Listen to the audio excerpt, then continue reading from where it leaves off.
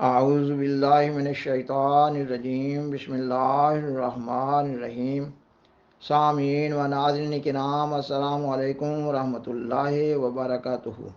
سیدنا حضرت مرزا غلام احمد قادیانی امام مہدی و مسیح موعود علیہ السلام اپنی کتاب ضرورت الایمان میں بیان فرماتے ہیں، خدا نے مجھے 4 نشان دیے ہیں۔ نمبر 1، میں قرآن شریف کے معجزہ کے ذیل پر عربی بلاغت فصاحت کا نشان دیا گیا ہوں، کوئی نہیں کہ جو اس کا مقابلہ کر سکے۔ نمبر 2، میں قرآن شریف کے حقائق معارف بیان کرنے کا نشان دیا گیا ہوں، کوئی نہیں کہ جو اس کا مقابلہ کر سکے۔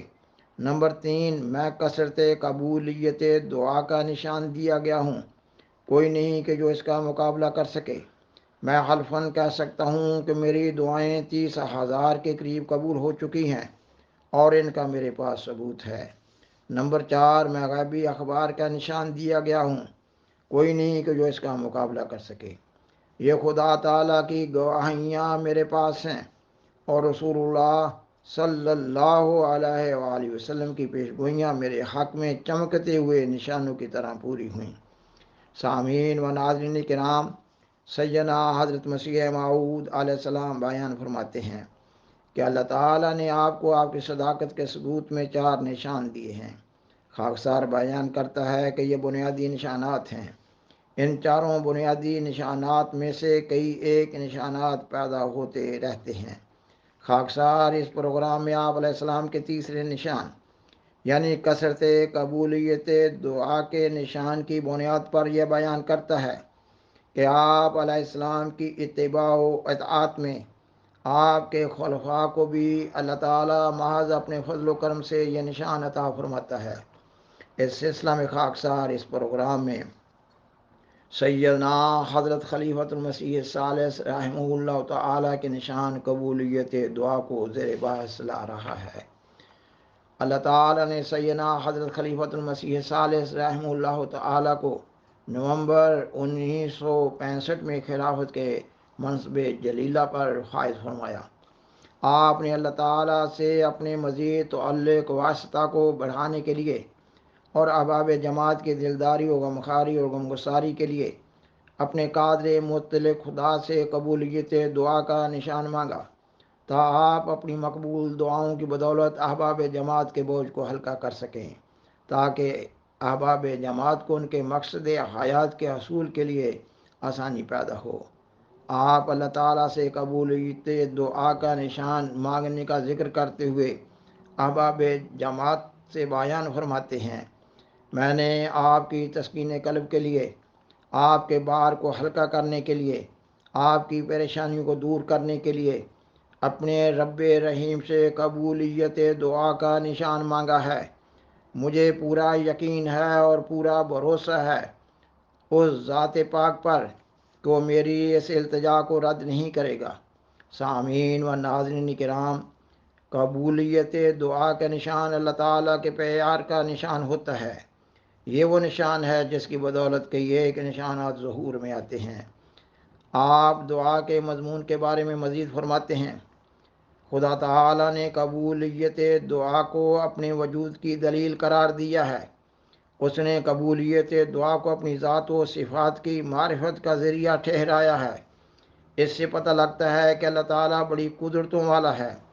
وہ دعا کے نتیجہ میں بسا اوقات انہونی بات کو ہونی کر دیتا ہے، یہاں تک کہ وہ انسان کی اس آواز کو بھی جانتا ہے جس نے ابھی الفاظ کا جامہ نہیں پہنا ہوتا، کیونکہ اس کا علم انسان کے مخفی اندرونہ اور باطنی آرزوؤں پر بھی محیط ہے۔ ہمارا سر خدا تعالیٰ قادر توانا کے سامنے جھک جاتا ہے کہ ادھر دل میں دعائیہ خیال آتا ہے اور ادھر وہ دعا قبول بھی ہو جاتی ہے۔ غرض اللہ تعالیٰ کی عجیب شان ہے۔ میں نے اس کی قدرتوں کا بار بار تجربہ کیا ہے۔ اور آپ مزید بیان فرماتے ہیں، بہرحال خدا تعالیٰ کے ذات و صفات کی ایک دلیل قبولیت دعا دی گئی ہے۔ بڑی زبردست ہے یہ دلیل، اس لحاظ سے بھی کہ ساری دنیا کے فلاسفر اس کے مقابلہ میں کوئی دلیل نہیں لا سکتے جو اس کو توڑ سکے۔ سیدنا حضرت خلیفۃ المسیح ثالث رحمہ اللہ مزید بیان فرماتے ہیں، اللہ تعالیٰ کی محبت اور قرب یہ تقاضا کرتا ہے کہ انسان خدا تعالیٰ سے پیار کی باتیں سنے، کیونکہ ایک ایسا پیار یا پیار کے حصول کا ایک ایسا دعویٰ جس کے لیے کوئی دلیل نہ ہو بے معنی دعویٰ ہے۔ یہ انسان کی فطرت میں ہے کہ جب وہ کسی سے پیار کرے تو اس سے گفتگو کرے، کیونکہ یہ بات انسانی فطرت میں داخل ہے کہ وہ کسی سے محبت کرتا ہے تو وہ یہ بھی چاہتا ہے کہ اس کا محبوب اس سے پیار اور گفتگو کرے۔ فطرت کی پہلی آواز کہ جس سے انسان پیار کرے اس سے باتیں بھی کریں دعا ہے۔ اسلام نے دعا کرنے کا حکم دے کر ہمیں ایک عجیب چیز عطا کی ہے۔ انسان اپنے خدا سے دعا کرتا ہے اور وہ ایک ایسی ہستی ہے جس کی معرفت تو ہمیں حاصل ہوتی ہے، لیکن بوجہ اس کے کہ وہ اپنے وجود اور اپنی کیفیت میں اتنا مختلف ہے کہ ہماری آنکھ اسے دیکھ نہیں سکتی، اس لیے وہ اپنی صفات کی تجلیات سے خود کو شناخت کرواتا ہے اور اپنے نشانات ظاہر کرتا ہے۔ یہ نشانات ہمیں بتاتے ہیں کہ ہر حسن ازلی کا ہے، جس طرح پھول پس پردہ ہوتے ہوئے بھی خوشبو سے اپنی شناخت کروا دیتا ہے، اسی طرح اللہ تعالیٰ اپنے نشانات سے اپنے وجود کا پتہ دیتا ہے۔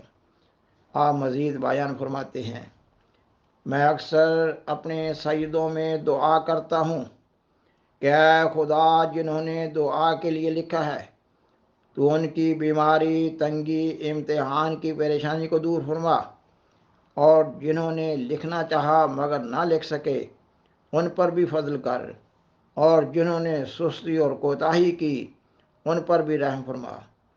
یہ دعائیں اس لیے کرتا ہوں کہ میرا سب سے تعلق ہے اور سب کے لیے میرے دل میں محبت پیدا کی گئی ہے۔ آپ مزید بیان فرماتے ہیں، بعض دفعہ ایسے حالات بھی آئے ہیں جیسے 1974 کے حالات میں دعائیں کرنا پڑیں۔ میرا خیال ہے کہ 2 مہینے میں راتوں کو بالکل سو نہ سکا۔ خدا کے فضل اور رحم سے ساری رات 1 منٹ سوئے بغیر دوستوں کے لیے دعائیں کرتا رہا۔ سیدنا حضرت خلیفۃ المسیح ثالث رحمہ اللہ کی وفات کے بعد 12 مارچ 1983 کو جماعت احمدیہ کے اخبار روزنامہ الفضل کا ایک خاص نمبر یعنی حضرت خلیفۃ المسیح ثالث رحمہ اللہ نمبر شائع ہوا۔ اس میں آپ کے ذریعہ ظاہر ہونے والے قبولیت دعا کے نشانات پر ایک مضمون بھی شائع کیا گیا۔ اس مضمون میں آپ کی کئی ایک مقبول دعاؤں کا ذکر کیا گیا ہے۔ اس میں ایک واقعہ قبولیت دعا کا مولوی عبد الکریم خان صاحب مربی سلسلہ کے بارے میں چودھری عبد الرشید صاحب لاہور یوں بیان کرتے ہیں، یہ کہ مولوی عبد الکریم خان صاحب کاٹھ گڑھی شاہد مربی سلسلہ عالیہ احمدیہ پر طویل بیماری کا پہلا حملہ 1961 میں ہوا، مگر 1965 کی آخری سہ ماہی میں بیماری میں اضافہ ہونے لگا، چنانچہ وہ وسط فروری 1966 میں لاہور تشریف لائے۔ مولوی صاحب کو گنگا رام ہسپتال میں داخل کروا دیا گیا۔ وہاں 2 ہفتے داخل رہنے کے بعد میں نے محسوس کیا کہ یہ دن بدن کمزور ہوتے جا رہے ہیں، کچھ سر بھی ہلنے لگا، یادداشت میں بھی کمی ہو گئی۔ جب انہیں اس ہسپتال میں داخل ہوئے 21 دن ہو گئے تو ڈاکٹر عبدالعزیز خان صاحب نے بتایا کہ ان کے اندازہ کے مطابق مرض کا حملہ اب دماغ تک پہنچ گیا ہے اور اب 3-4 روز تک یہ بالکل بے ہوش ہو جائیں گے اور اب کچھ نہیں ہو سکتا۔ البتہ میں ایک سفارشی خط لکھ دیتا ہوں، تم انہیں کرنل قاضی صاحب جو کہ دماغی امراض کے ماہر ہیں انہیں CMH لاہور میں دکھا لو۔ وہ اگر مناسب سمجھیں گے تو دماغ کا آپریشن کر کے اس زہر کو دماغ سے نکال کر پلاسٹک سرجری کر دیں تو شاید کچھ عرصہ زندہ رہ سکیں۔ چنانچہ سی ایم ایچ میں کرنل صاحب اور دوسرے ڈاکٹروں نے مولوی صاحب کے ماتھے اور دیگر جگہ سے خون لے کر ٹیسٹ کے لیے بھجوایا۔ 2 گھنٹہ کے بعد کرنل صاحب نے آ کر بتایا کہ اب یہ مرض سارے جسم میں سرایت کر گیا ہے اور اب یہ بالکل لا علاج ہے اور یہ شخص زیادہ سے زیادہ ہفتہ عشرہ زندہ رہے گا، وہ بھی اگر تم انہیں میو ہسپتال ریڈیم وارڈ میں جا کر بجلی لگواؤ۔ کرنل صاحب نے مزید کہا کہ اب ان سے فیس کیا لوں، ان کی حالت بھی ایسی نہیں۔ چنانچہ مولوی صاحب کو میو ہسپتال کے ریڈیم وارڈ میں داخل کروا دیا گیا۔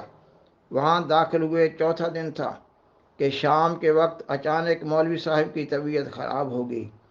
بے ہوشی کے علاوہ گلا بند ہو گیا اور سانس کی تکلیف بھی شدید ہو گئی۔ سر نے زیادہ ہلنا شروع کر دیا۔ فوراً ٹیکے اور ادویات دی گئیں اور پھر مولوی صاحب کو 3 گھنٹے بعد ہوش آ گیا، مگر دوپہر کو پھر بے ہوش ہو گئے۔ اس حالت میں ان کے سر کا ایکس رے کروایا گیا اور ایکس رے رپورٹ پر پتہ چلا کہ سر مکمل طور پر ختم ہو چکا ہے۔ اس پر ڈاکٹروں نے ان کو لا علاج قرار دے دیا۔ چنانچہ ان حالات میں جبکہ ڈاکٹروں کی طرف سے مکرم مولوی صاحب کو لا علاج قرار دے کر فارغ کیا جا رہا تھا کہ حضور کی خدمت میں دعا کے لیے درخواست کی گئی، جس پر حضور نے حکیم عبد الواحد صاحب ہیڈ کلرک دفتر اصلاح و ارشاد کو یہ پیغام دے کر بھجوایا کہ سوچی بوٹی صبح شام دی جاوے اور ہسپتال میں ہی رہنے دیا جاوے، دعائیں خاص کی جا رہی ہیں۔ اور پھر اللہ تعالی نے حضرت خلیفۃ المسیح الثالث کی قبولیت دعا کا یہ نشان دکھایا کہ مولوی صاحب صحت یاب ہو گئے اور پھر صحت یاب ہونے کے بعد 15-16 سال تک زندہ رہے۔ سامعین و ناظرین کرام، سیدنا حضرت مسیح موعود علیہ السلام کی بعثت سے قبل دنیا دعا کے مضمون سے غافل ہو چکی تھی، اور پھر آپ کے ذریعہ اب ایک ایسا روحانی انقلاب پیدا ہو رہا ہے کہ دنیا پھر اس مضمون سے واقفیت حاصل کر رہی ہے۔ یہ آپ علیہ السلام کے ذریعہ پیدا ہونے والے روحانی انقلاب کا فیض عام ہے۔ بالآخر درخواست ہے کہ اس پروگرام کو اپنے زیر تبلیغ دوستوں اور فیملی ممبر سے شیئر کریں اور آذرہ کرم اس چینل کو سبسکرائب کریں۔ جزاکم اللہ تعالی احسن الجزا۔ شکریہ۔